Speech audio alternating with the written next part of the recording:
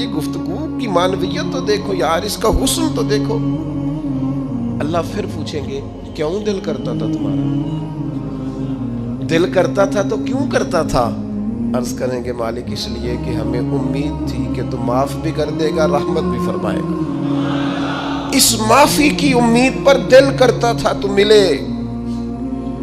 حضور فرماتے ہیں پھر رب فرمائے گا مجھ پر واجب ہے، میں نے اپنے کرم سے واجب کر لیا ہے کہ آج تمہیں جنت عطا کروں گا۔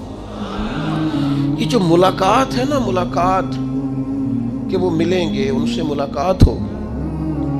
عمر بیت گئی نا نام جپتے، عمر بیت گئی نا تذکرہ کرتے۔ ہم سے بھی لوگ پوچھتے ہیں کیا کمائی کی، کیا زندگی میں حاصل کیا؟